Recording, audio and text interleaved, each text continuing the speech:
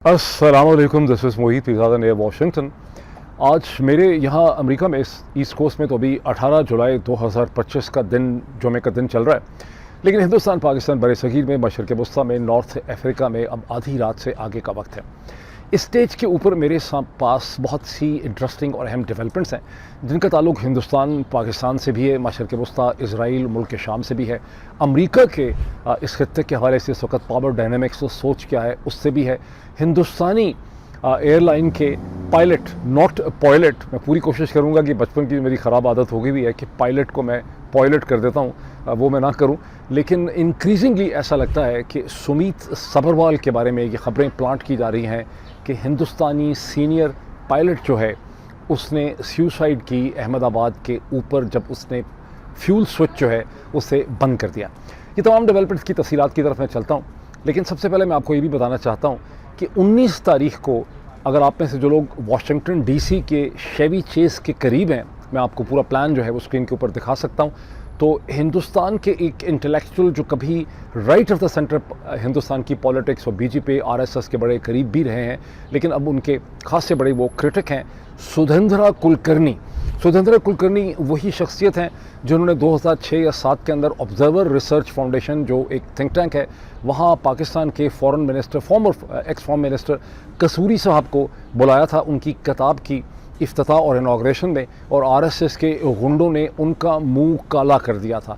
सुधेंद्रा कुलकर्णी उसी कालक वाले मुंह को लेकर बैठे थे, उन्होंने वो साफ़ नहीं किया था, उन्होंने उस पर एक स्टेटमेंट की थी कि देखें मुझसे आरएसएस ने क्या किया, और उन्होंने वहाँ पर कसूरी साहब की बुक की इनाग्रेशन की थी। बहुत हिस्टोरिकल इवेंट था।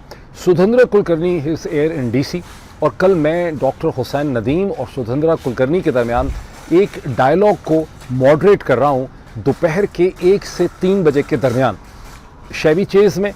एड्रेस में स्क्रीन के ऊपर अभी नहीं आपको दिखा रहा, बिकॉज वजह उसकी है कि वहाँ सिर्फ हमारे पास 30 सीटिंग कैपेसिटी है। पहले ही मेरा ख्याल 15-20 लोग उसके लिए कंफर्म कर चुके हैं।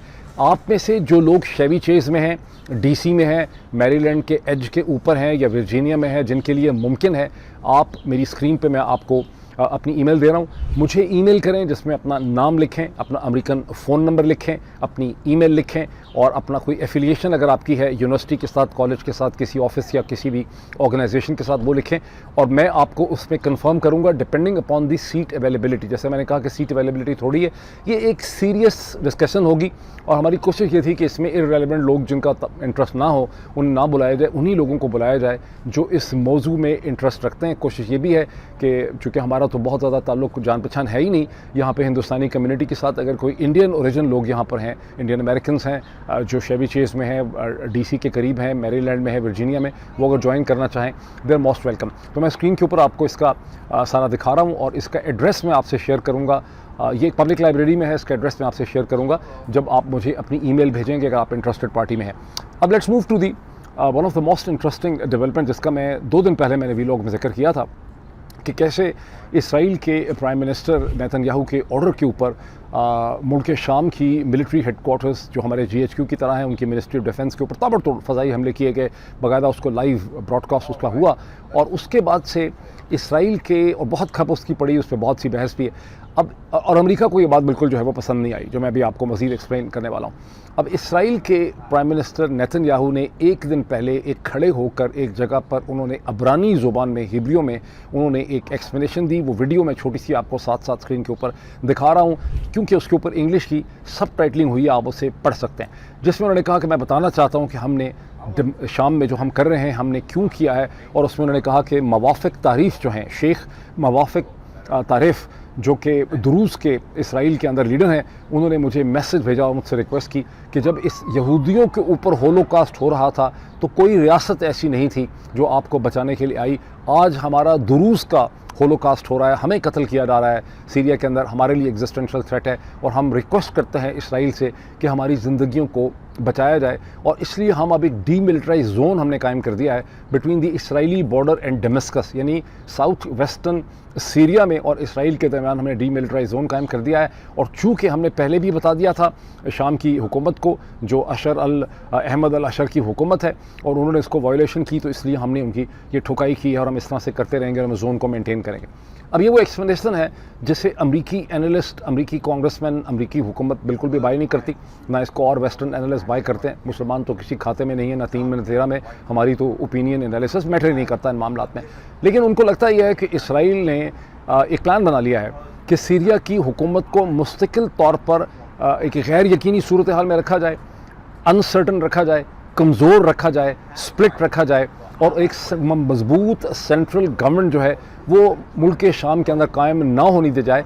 और दुरूज़ महज एक बहाना है, जैसा कि मैंने अपने 2 दिन पहले वाले वीलॉग में भी आपको एक्सप्लेन किया था कि दुरूज़ जो है जो एक बहाना है। दुरूज़ भी मैंने आपको एक्सप्लेन किया था कि ये भी एक अब्राहमिक डिसेंट है। 11वीं सदी से पहले दुरूज़ मुसलमान थे, शिया थे, इस्माइली थे, लेकिन उसके बाद उन्होंने इस्लाम को छोड़ दिया है। तो रसूमात उनकी सारी मुसलमानों की हैं, बहुत हद तक सिर्फ ये कि ये हज नहीं करते हैं और अपने आप को मुसलमान नहीं समझते, और मशरक़ वस्ता के मुसलमान भी इनको मुसलमान नहीं समझते। तो दुरूज़ एक एक्सक्यूज़ है, एक टूल है नेतन्याहू के हाथ में। लेकिन मसल ये है, अच्छा अब एटलांटिक में एक स्टोरी छपी है, अमेरिकन जरीदे एटलांटिक में, जिसमें एक एनालिसिस ऑफ़र किया गया। मैं स्क्रीन के ऊपर आपको दिखाने की कोशिश करता हूँ। एनालिसिस ऑफ़र किया गया है कि अमेरिका के स्ट्रेटेजिक इंटरेस्ट और इजराइल के स्ट्रेटेजिक इंटरेस्ट जो हैं वो मुल्क के शाम के अंदर एट क्रॉस पर्पसेस वेरिएंट काम कर रहे हैं, क्योंकि अमेरिका चाहता है कि शाम में एक स्टेबल सेंट्रल गवर्नमेंट हो, जबकि ट्रंप एडमिनिस्ट्रेशन चाहती है, जबकि नेतन्याहू चाहता है कि इसराइल के सीरिया को आप डिवाइडेड रखें, कमज़ोर रखें और उसके अंदर एक मजबूत सेंट्रल गवर्नमेंट जो है वो काम ना कर सके।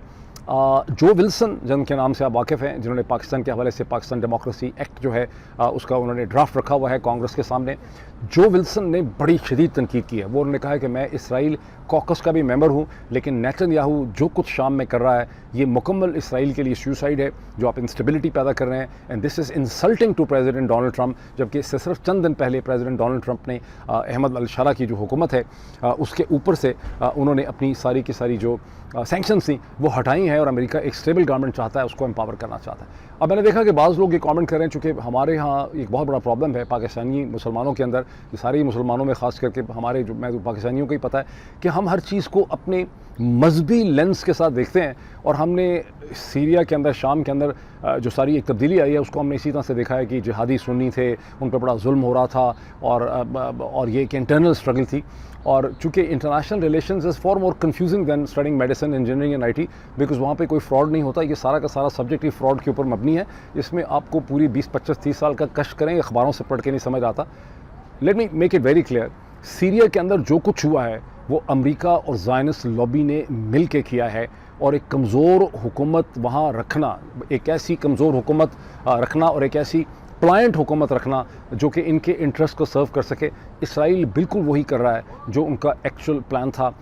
इसराइल सबसे बड़ा प्लेयर था अमेरिका के साथ बशर अल-असद की हुकूमत को ख़त्म करने के लिए। In fact there is much evidence जो है कि बशर अल-असद एक पोटेंशियल रिफॉर्मर था, उसका बाप बहुत जालिम था, बशर अल-असद रिफॉर्म कर सकता था, उसको कभी सीरिया के अंदर पॉलिटिकल रिफॉर्म करने का सही तरह से मौका दिया ही नहीं गया। कंडेमनेशन थी, नहीं कर रहा। मकसद ये था कि ईरान का जो एक एलाय है जो अमेरिका और इसराइल के इंटरेस्ट के ख़िलाफ़ ऑपरेट करता है, उसको रास्ते से हटाया जाए। और इस वक्त का जो प्लान है, ठीक है, चंद टेक्निकल डिफरेंसेस हैं सोच के, और ज़ायनिस्ट लॉबी को अच्छी तरह से पता है कि अमेरिकी सदर की ओपिनियन इतनी मैटर नहीं करती, और ज़ायनिस्ट जो हैं वो किसी भी अमेरिकी सदर के मुकाबले में ज़्यादा ताकतवर है। वैसे ये और बात है कि मुझे लगता है कि ये सूरत हाल बहुत देर नहीं चल सकेगी, बिकॉज अमेरिका की पॉलिटिक्स के अंदर बहुत सी तब्दीलियाँ आ रही हैं। तो ये इस वक्त की एक सिचुएशन है। अच्छा, ज़हन में रखिए कि ये बड़ा इंपॉर्टेंट कमेंट है कि इंडिया की भी जो लार्जेस्ट स्ट्रेटजी है वो लगता है यही है कि पाकिस्तान को आप उसके सेंटर को बहुत कमज़ोर कर दें, पाकिस्तान में जगह जगह इंसर्जेंसीज हो रही हों, डिसयूनिटी हो, लड़ाई झगड़ा चल रहा हो, और जो सूरत हाल बतदरीज बलूचिस्तान में पैदा हो चुकी है हर हफ्ते, यानी जो पिछला हमला हुआ है बस के ऊपर जहाँ पर BLF ने हमला किया, जिनको पाकिस्तान की हुकूमत फितना उल हिंदुस्तान कहती है, उसके बाद मज़ीद हमले हुए हैं बलूचिस्तान के अंदर, और यही सूरत हाल KP की, अर्शवाइल फाटा के एरियाज़ की है। और अगर ये सूरत हाल ऐसे ही रहती है, और अगर कुछ भी ना हो, अगर ये सूरत हाल सिर्फ इस तरह से रहती है, तो पाकिस्तान के सेंटर की जो एबिलिटी है गवर्न करने की, अपनी पेरिफेरी को पंजाब और इस्लामाबाद से दूर, वो इंतहाई कमज़ोर होती चली जाएगी। इसको जहन में रखना जो है वो बहुत ज़रूरी है।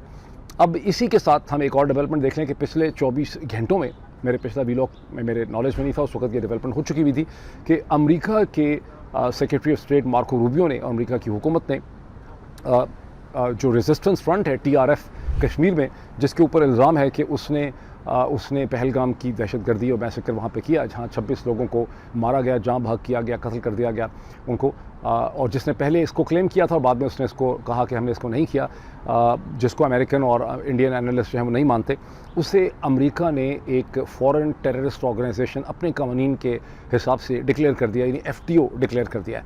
और हिंदुस्तान के minister of external affairs S Jaishankar ने इसको वेलकम किया है। उन्होंने कहा कि this affirms the special relationship, मैं उनको ट्वीट आपको दिखाता हूँ, this affirms the special relationship between India and United States. Pakistan के फॉरेन ऑफिस ने इसे रद्द किया। उन्होंने कहा ये बोगस है, बिकॉज कहा यह जा रहा है कि जो द रेजिस्टेंस फ्रंट है TRF, ये लश्कर तैयबा ही की एक एक्सटेंशन है, उसी की एक फॉर्म है। ये अमेरिकन डिपार्टमेंट ऑफ स्टेट जो है उनका कहना है। पाकिस्तान ने कहा कि बकवास है, बिकॉज जो लश्कर तैयबा है वो ख़त्म हो चुकी है, वो बैन हो चुकी है, उसके लोगों को सज़ा हो चुकी है, जैसे कि हाफिज़ सईद साहब जो है उनको 30 बरस से ज़्यादा की सज़ा जो है वो सुनाई जा चुकी है। हिंदुस्तानी कहते हैं वो जेल में है ही नहीं है, वो खुल्लम खुल्ला फिर रहे हैं।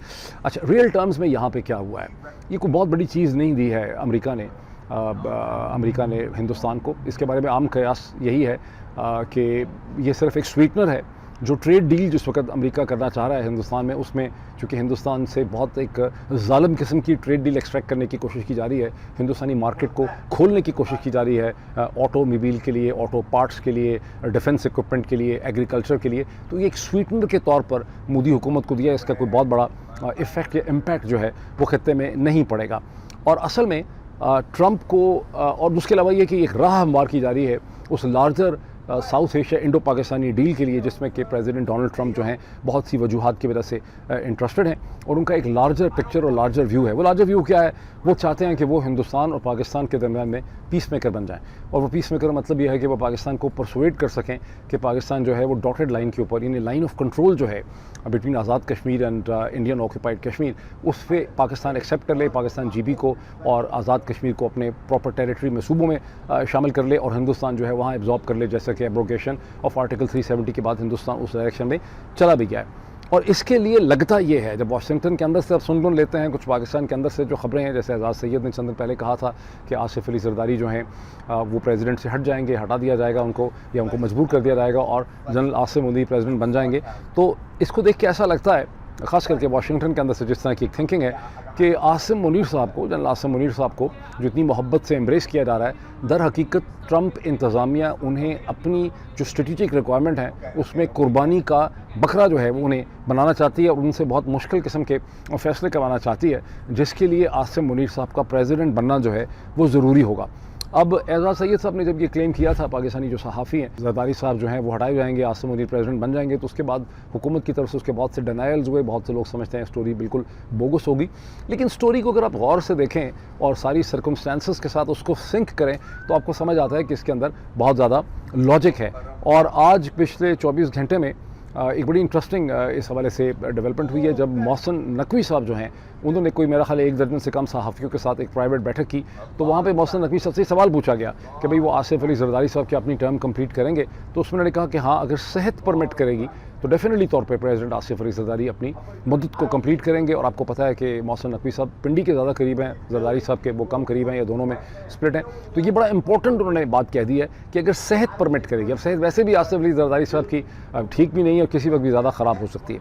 असल इशू ये होगा जनरल आसिम मुनीर के लिए कि चैलेंज उनका ये होगा कि पाकिस्तान में एक आम तासुर ये है कि जब भी एक आर्मी चीफ अपनी वर्दी उतारता है और सिर्फ सूट पहन लेता है, तो वो फौरी तौर पे कमज़ोर हो जाता है। उसके लिए लोग जनरल मुशर्रफ की बहुत एग्जांपल देते हैं कि कैसे दिसंबर 2007 में जब अमरीकी प्रेशर में उन्होंने यूनिफॉर्म उतारा, तो वो एक लेम डक, एक बिल्कुल एक कमज़ोर बन गए, और उनको कैसे आके नवाज़ शरीफ ने और आसिफ अली जरदारी ने चंद महीनों में उनको फ़ारिग किया, और उनके पास कोई अथॉरिटी जो है वो नहीं थी। ये एक एग्ज़ाम्पल दी जाती है। इसके मुकाबले में जनरल अयूब जो हैं उन्होंने वर्दी बहुत पहले उतार दी थी उसके, और उन्होंने अपना एक full commander in chief general Musa को मुकर्रर कर दिया था, मैं ख्याल अर्ली 60s में, ये लेट 59 में कब किया था उन्होंने। लेकिन वो उसके बाद भी 1969 तक बैठे रहे, कई बरस तक वो बैठे रहे, और उसके बाद उनके ख़िलाफ़ एक स्टूडेंट्स की और मज़दूरों की और मेहनत कशों की एक बहुत बड़ी मूवमेंट चली थी। फिर जाके कहीं जनरल अयूब जो हैं उन्होंने पावर हैंड ओवर की थी जनरल याहिया को, तो वो एक एग्जांपल है। दूसरी हमने इजिप्ट में देखा है कि कैसे जनरल सिसी जो हैं वो प्रेसिडेंट भी बन गए और उसके बाद भी उनको फ़ौज के ऊपर भी मुकम्मल कंट्रोल है। पाकिस्तान के अंदर जहाँ 2/3 मेजॉरिटी पार्लियामेंट की पार्लियामेंट में है इस वक्त, बेसिकली तौर पे इस्टेब्लिशमेंट के हाथ में है, जनरल साहब के हाथ में, तो वहाँ पर एक नया फार्मूला ऐसा बन सकता है, हो सकता है एक नई चीज़ हो जाए कि जनरल आसिम मुनीर जो है वो यूनिफॉर्म के साथ ही पाकिस्तान के प्रेसिडेंट होंगे। कौन रास्ता रोकेगा? अब तो कोई बचा ही नहीं है, ना यहाँ कोई सुप्रीम कोर्ट है, ना कोई और है, ना कोई पॉलिटिकल पार्टी है, ना कोई अपोजिशन है, तो कौन रास्ता रोकेगा?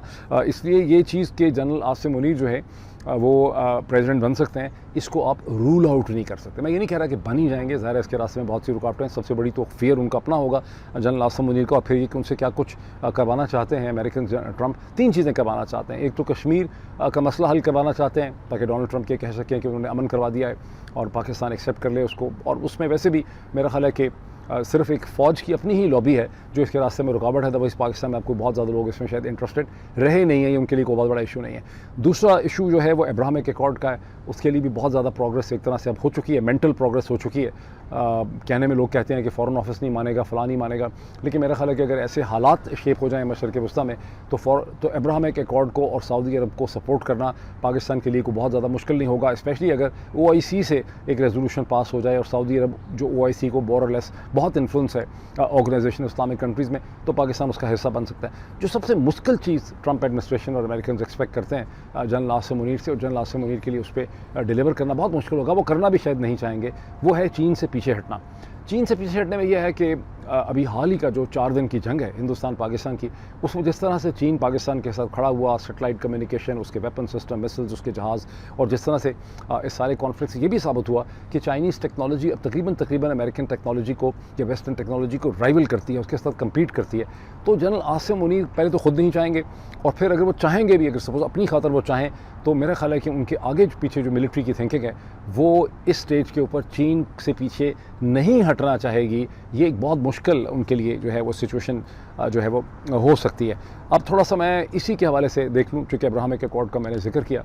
अमेरिका की एक पब्लिकेशन है एक्सियोस, AXIOS, एक्सियोस, ये एक ज़ायनिस्ट पब्लिकेशन है लेकिन है अमेरिकन पब्लिकेशन, और ये इसमें एक स्टोरी छपी है, एक एनालिसिस छपा है, स्टोरी है बेसिकली तौर पर, एनालिसिस नहीं है, जिसमें कहा है कि इसराइल के प्राइम मिनिस्टर नेतन्याहू जो हैं वो मसलसल अमेरिका के ऊपर अब ये दबाव दे रहे हैं कि जो डोनाल्ड ट्रंप का मार्च का रिविएरा का प्लान था गाज़ा का, उसको इम्प्लीमेंट करने की ज़रूरत है, ताकि अगर सारे फ़लस्तीनी नहीं तो बहुत बड़ी तादाद में फ़लस्तीनियों को मजबूर भी किया जाए, उनको इंड्यूसमेंट दी जाए कैरेट एंड स्टिक पॉलिसी से, और उनको 2 मिलियन जो हैं उनको गाज़ा से निकाल के 3 मुल्क आइडेंटिफाई किए गए हैं इस हवाले से, एक लीबिया, एक इथोपिया अफ्रीका का मुल्क, और तीसरा जो है वो है इंडोनेशिया, कि इन 3 मुल्कों का। अच्छा, और इसमें क्यों इन 3 मुल्कों का नाम लिया जा रहा है? इसलिए कहते हैं कि चंद हफ्ते पहले डेविड बर्निया को, जो इसराइल की एक्सटर्नल इंटेलिजेंस एजेंसी मोसाद को हेड करते हैं, उन्हें नेतन्याहू ने ये टास्क दिया कि आप मुल्क ढूंढें जो इनको एक्सेप्ट करने के लिए तैयार है। तो अपेरेंटली ये जो 3 मुल्क हैं वही मुल्क जिसमें कभी मोहम्मद कद्दाफ़ी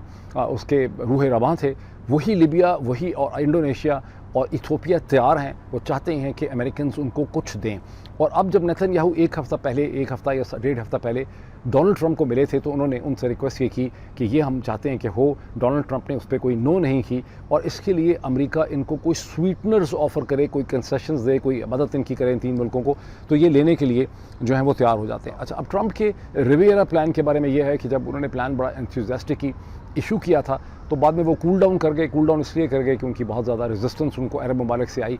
लेकिन वेल प्लेस्ड डिप्लोमेट्स जो है वाशिंगटन में, दैट शुड रिमेन अननेम्ड, ने मुझे इन कॉन्फिडेंस के बताया है कि अरब कहते तो कुछ और हैं ऊपर से, लेकिन असल में वो बहुत ज़्यादा इस पर स्टैंड नहीं लेंगे। और अगर एक सेलेबल बेचने वाला, एक ऐसी चीज़ जो बिक जाए, कन्विंसिंग लगे, ऐसा प्लान मिल जाता है फ़लस्तीनियों को गाज़ा से डिस्प्लेस करने का, तो अरब्स उस पर कोई बहुत ज़्यादा ऑब्जेक्शन जो है वो शायद ना करें, ये उसे एक्सेप्ट कर लें। अच्छा, अब गाज़ा में इस वक्त सूरत हाल क्या है? गाज़ा में सूरत हाल ये है कि हर दिन ही अगर आप ख़बर देखें, कोई दिन शायद ही ऐसा होता हो जहाँ आपको खबर ना आती हो कि 50 से 100 लोग जो हैं वो जाम बहक हुए हैं इसराइल के एयर डिफेंसेस में। मिलिट्री कभी कुछ हो जाता है, कभी कुछ हो जाता है, लेकिन ये बाय एंड लार्ज एक पैटर्न है, और ये पैटर्न उस खौफ व हरास का पैटर्न है जिसमें आप लोगों को ये एहसास दिला रहे हैं कि यहाँ रहना आपकी ज़िंदगी के लिए जो है सेफ़ नहीं है। और अंडर द सर्कमस्टेंसेस ऐसी साइकोलॉजिकल क्लाइमेट या एटमॉस्फेयर बना दी गई है जिसमें लोग खुद चाहेंगे कि अगर उनको एक सेफ़ जगह मिल जाए, इथियोपिया में, लीबिया में अच्छा घर मिल जाए, उनको कोई स्टाइपेंड मिल जाए, तो वो यहाँ से निकलना चाहेंगे। ये इस वक्त एक्सप्लेन भी करता है, ये किसी हद तक आपको एक्सप्लेन भी करता है कि जब सोचते हैं कि आखिर क्या वजह है कि इसराइल मसलसल इस किस्म की एक्टिविटीज़ कर रहा है, जिसके बारे में मैं इस वक्त दिखा नहीं सकता। मैं कोशिश करता हूँ दिखाऊँ आपको कि ख़ुद इसराइल के अपने हिस्टोरियंस, इंटेलेक्चुअल जो हैं, वो अब बरमला ये लिख रहे हैं जैसे हारत में कि जो कुछ गाज़ा में किया जा रहा है ये जीनोसाइड की कैटेगरी में फॉल करता है, और इसराइली कंक्लूड करते हैं। तो ये क्यों कर रहे हैं? इसलिए कि ऐसा खौफ की एक फ़ज़ा हो जिसमें लोग यहाँ से निकलने के लिए तैयार हो जाएँ। अब आएँ इस चीज़ में, ये जो मैं खासा ज़लील हो चुका हूँ पायलट को पॉयलट कहने में, पता नहीं स्कूल में मैंने कहीं सीख लिया, और आपको पता है पुरानी आदतें जो ना, ओल्ड हैबिट डाई हार्ड। तो ऑफ कोर्स पायलट होता है, इट्स नॉट पॉयलट, जो मैं कहता रहा हूँ। इंक्रीजिंगली जो खबरें लगी हैं, वैसे हैं तो सारी अमेरिकन सोर्सेज से, जिसमें हिंदुस्तानी सोर्सेज को कोट किया गया। अभी इंडिया ने कहीं ऑफिशियली ऐसा नहीं कहा। इंडिया का जो एयरक्राफ्ट एक्सीडेंट इन्वेस्टिगेशन ब्यूरो, ये बोर्ड है, उसने शुरू में तो ये कहा था कि स्विच जो हैं, जो पॉयलट के फ्यूल स्विच हैं जहाज़ के, वो स्विच ऑफ हुए हैं, लेकिन ये नहीं कहा था कि किसने स्विच ऑफ किए हैं। लेकिन अब अमरीकी सोर्सेज ये दावा कर रहे हैं कि जो सीनियर पॉयलट थे, जो मेन पॉयलट थे, सुमीत पॉयलट तो नहीं कह दिया जो है ना, पायलट जो थे समीत साभरवाल जो हैं, उन्होंने ये स्विच किया था। और जो क्वेश्चन उनसे पूछा था कि तुमने ये क्यों इसका फ्यूल स्विच ऑफ कर दिया है, वो उनके को पायलट जो हैं वो उन्होंने पूछा था उनसे, जिनका नाम जो है वो क्लाइव कुंदर जो है बताया जाता है।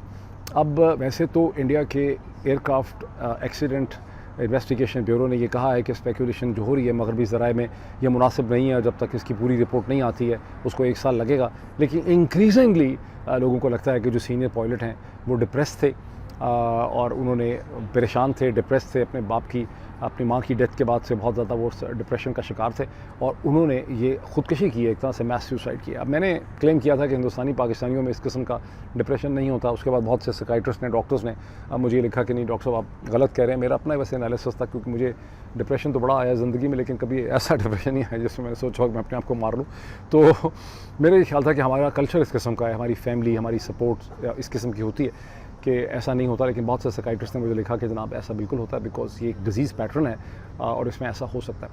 अब इससे 2 कंक्लूजन बड़े इंटरेस्टिंग निकलते हैं। एक तो यह है कि जो पायलट्स हैं उनकी जो स्क्रूटनी है वो बहुत ज़्यादा बढ़ जाएगी। अच्छा, इसमें एक चीज़ ये भी है कि इंडस्ट्री, एयरलाइंस हमेशा इकट्ठे हो जाते हैं against the pilots. Pilot association का ये कहना है कि हमेशा उनके खिलाफ इकट्ठे हो जाते हैं, और अगर ऐसा है तो इसमें बहुत बड़ा रिस्क ये है कि अगर बोइंग के स्विच में कोई ऐसा प्रॉब्लम है तो वो प्रॉपरली स्क्रूटनाइज नहीं हो सकेगा। अगर ऐसा कोई डिफेक्ट वहाँ पे पाया जाता है, जैसा कि 2018 में FAA ने, जो फेडरल एविएशन अथॉरिटी है, उसने ऐसा कहा था, तो वो भी चीज़ अनडिस्कवर्ड रह जाएगी। ये एक बहुत बड़ा ख़तरा है। इसका मतलब हम तमाम लोगों की जो सफ़र करते हैं उनकी ज़िंदगी जो है वो ख़तरे में रहेगी। लेकिन दूसरा इसका आस्पेक्ट ये है कि जो पायलट्स हैं उनकी जो अथॉरिटी है उसको लिक्विडेट किया जाएगा। एयरलाइंस जो हैं, को पायलट्स जो हैं, उनको ज़्यादा ऑथराइज़ करेंगी, एम्पावर करेंगी, और हो सकता है कि ग्राउंड के साथ जो कनेक्शन है जहाज़ का उसको भी ज़्यादा बढ़ाया जाए। तो जहाज़ों की हद तक तो एयरलाइंस इसका हल निकाल लेंगी। लेकिन एक सवाल अपने आप से पूछें कि जो दुनिया भर के अंदर डिक्टेटर बैठे हुए हैं, जो साइकोपैथ्स हैं, जिनके दिमाग ठीक नहीं है, वो हिंदुस्तान में भी हैं, पाकिस्तान में भी आपको नज़र आ रहे हैं। मैं आपको थोड़ा सा बता देता हूँ मदद करने के लिए कि माओ ज़ेतुंग का जो कल्चरल रेवोल्यूशन का दिमागी ख्याल था, उसके नतीजे में कहते हैं कि काउंटलेस मिलियंस ऑफ चाइनीज़ जो हैं उनकी ज़िंदगियाँ ज़ाया हुई हैं, उनको बहुत ज़्यादा चीज़ कल्चरल रेवोल्यूशन में से निकल भी नहीं सकी है। स्टॉलिन ने भी इसी किस्म के एक्सपेरिमेंट्स किए थे। नॉर्थ कोरिया में देखें क्या हो रहा है। हिंदुस्तान के अंदर जिस किस्म की मजहबी जो नफ़रतें पैदा की गई हैं अपनी सियासत को आगे चलाने के लिए, और पाकिस्तान में जिस किस्म का ड्रामा जो है वो किया जाता है हर वक्त कौमी सलामती के नाम पे, ये सब भी साइकोपैथोलॉजी है। जो पायलट है उसकी साइकोपैथोलॉजी के नतीजे में 260 लोग मरे हैं। यहाँ पूरी की पूरी कौमें और लाखों लोगों की ज़िंदगी, करोड़ों लोगों की ज़िंदगी जो है वो ख़तरे में पड़ जाती है। इसके बारे में टोटली इनसफिशेंट एक डिबेट है कि इसका क्या हल होना चाहिए। इसका हल वैसे जमहूरियत ही है, लेकिन इसका हल जो है वो क्या होना चाहिए। तो बहरहाल इसको भी हम डिस्कस करने की कोशिश करेंगे। 19 जुलाई को दिन के 1 से 3 बजे के दरमियान शेवी चेज़ में मुझे ईमेल भेजें। मैं ईमेल आपको दिखा रहा हूँ स्क्रीन के ऊपर, mohit.pirzada@gmail, जो आप में से इंटरेस्टेड है, क्योंकि हम बहुत कम हमारे पास सीटिंग अरेंजमेंट है। तो अच्छा, अब मैं ज़ाहिर है मुझसे बड़ी शिकायत की जाती है कि जनाब आप पाकिस्तान तहरीक इंसाफ की बात नहीं करते। मैं आपको 3 चीज़ें दिखाता हूँ। एक, पाकिस्तान तहरीक इंसाफ का यूट्यूब चैनल ऑफिशियल जो है वो आप स्क्रीन पे मैं आपको दिखाना चाहता हूँ स्क्रॉल करके। एक, मैं आपको पाकिस्तान तहरीक इंसाफ का ट्विटर हैंडल दिखाना चाहता हूँ, और इमरान खान का ट्विटर हैंडल दिखाना चाहता हूँ। आपको गुज़िश्ता 48 घंटे में कोई नई डेवलपमेंट ख़बर यहाँ पर नहीं मिलेगी। मैं अपने से क्रिएट नहीं कर सकता, वो टोटली लोग कर लेते हैं कि इसने ये बताया, उसने ये बताया, फ़लाँ से ख़बर मिली, लेकिन मैं चाहता हूँ कि एक्चुअल जो सोर्सेज़ हैं वहाँ से कोई ख़बर आपको मिले। किसी किस्म की नई प्रोग्रेस वहाँ से नज़र नहीं आई है, पुरानी चीज़ों को दोहराया जा रहा है। कहा जा रहा है कि फ़लाँ लीडर साहब जो हैं, कभी शेख वक़ास अकरम या सलमान अकरम राजा की बहुत ज़बरदस्त किस्म की स्पीच जो है वो सामने आ गई है, उन्होंने बड़ा डराया है मिलिट्री इस्टेब्लिशमेंट को। दूसरी तरफ से मोहसिन नकवी साहब से सवाल पूछा गया था प्रेस टॉक में कि पाकिस्तान तहरीक इंसाफ का जो 5 अगस्त का रैली है, जो वो एहतजाज है, उसके बारे में हुकूमत की क्या तैयारी है। उन्होंने कहा जब उनका कोई प्लान हमारे सामने आएगा तब हम उसकी कोई तैयारी भी कर लेंगे कि हमने उससे कैसे निपटना है। अभी इतना ही, फिर आपसे मुलाकात होती है। Thank you.